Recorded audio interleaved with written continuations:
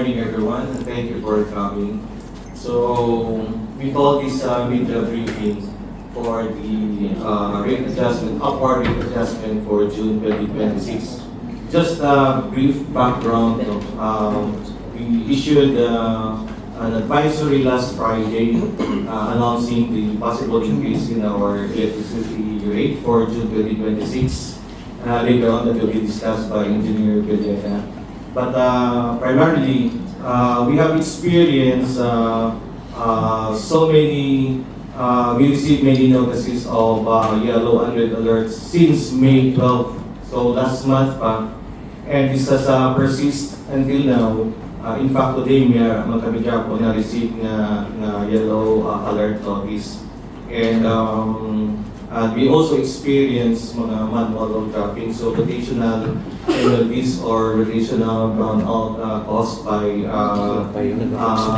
mga forced outages or a very low supply of generating capacity in Visayas, but not only in Visayas, but also in Luzon.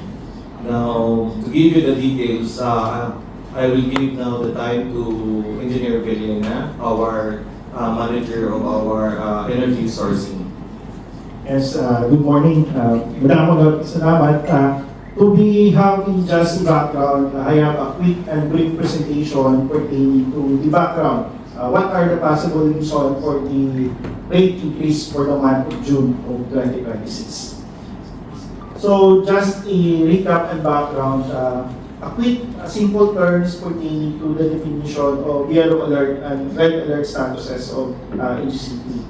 So the yellow alert basically pertains to the lacking of margin reserve pertaining to available capacity.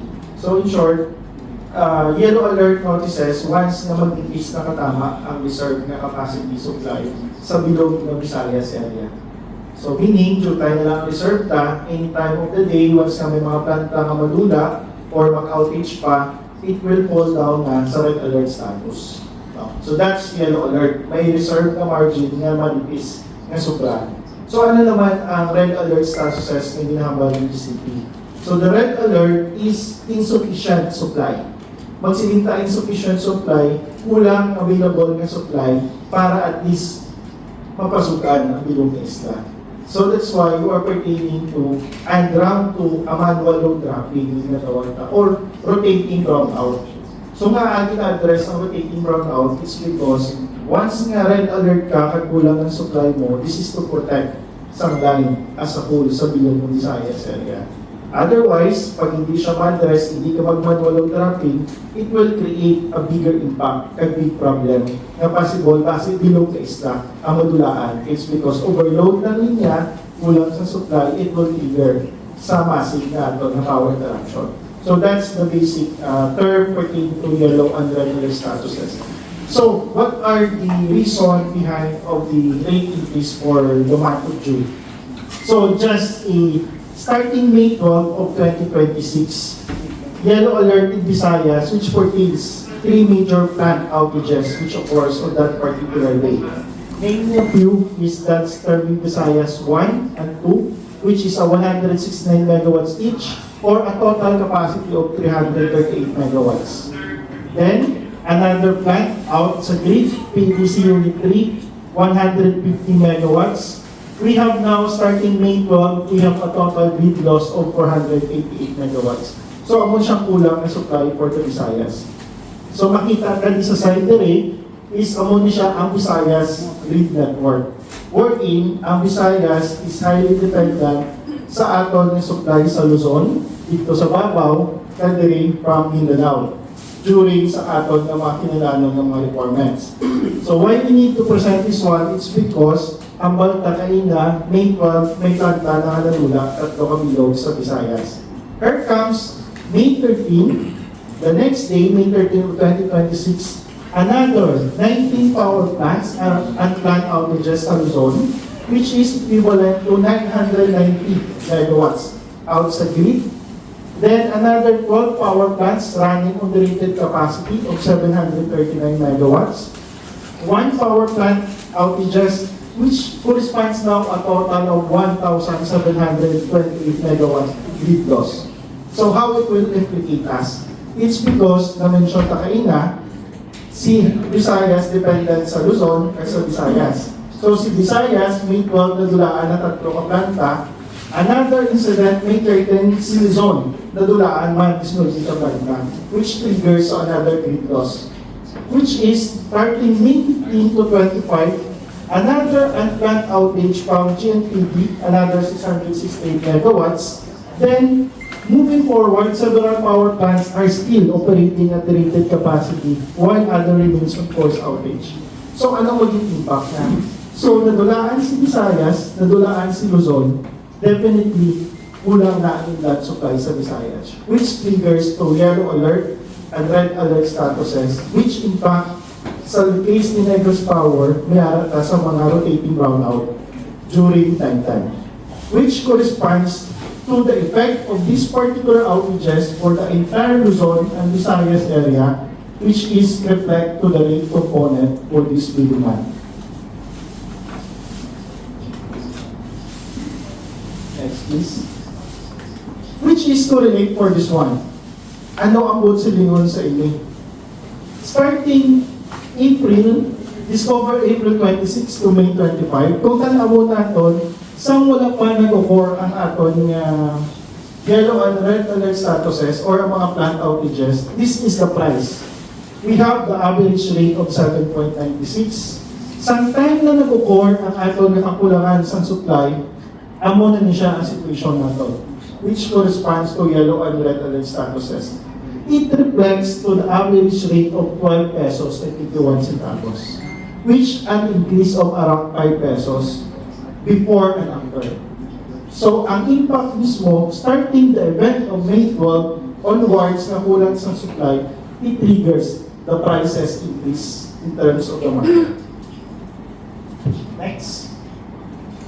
So, take note, our average peak prices, which started alas 2 ang hapon, pagkat 12 midnight. So how it shows? Sa Deliga portion, wala na problema. Okay ta, from 1 o'clock until 1400 hours. Then, during 1400 onwards, nag-trigger ang aton nga ulam sa supply. Anong relationship sila nga we need to see this one? It's because Negros Island region is highly dependent sa solar. Solar capacity can spare during morning. But during this particular period, is evening peak, we have insufficient power supply. So it triggers ang aton nga yellow alert, which corresponds to manual load dropping, which corresponds to rotating brownout in some areas sa Negros power na coverage areas. So in short lang, during kumula sa kakulangan sa supply, amo yung pressure niya ang green. Sa nag-trigger na kulang sa supply, it increased as high as 26 pesos per kilowatt hour on the average daily rate. So that's the impact of insufficient generating capacity. Next. Which it shows, in the case of Negros Power, the impact of those price increases available sa market natin, it increased our generation rate from 6.4385 to 8.6194, which increased at 2 pesos per kilowatt hour for the generation charge. Next. Which is the number one main factor is the electricity spot market, which triggers almost double the price. From 5 pesos, the average rate of the WSM during this period rose as high as 10.21 peso per kilowatt hour. It doubled from 5 pesos to 10.2. So imagine, more than double the price, which translate also, this particular period, this is the monthly peak. Paghabal natin monthly peak, discover April 26 to May 25. Amon siya ang pinaka-peak month sa Negros Power, which correspond to the summer season. Summer season, nagsaka ang aton na demand, nagsaka aton na tinalanon, nagulangan sa supply, nagtaas ang presyo. That translates to increase of the rate by 2 pesos per kilowatt hour. Next. Which is in summary for residential consumers, as mentioned a while ago, main of the component is from generation. It increases more or less 2 pesos and 18 centavos. The bottom line rate now is from 11.38 last month. Our total average residential rate for the month of June is 13 pesos and 84 centavos. We have now a total increase of 2 pesos and 46 centavos for the month of June. So with that, it's because 62% is from the generation cost, so we expect a higher electricity bill for the month of June 2026, which we implemented starting tomorrow, June 16, until the end of the reading day. So with that, that's a brief explanation why there are some increases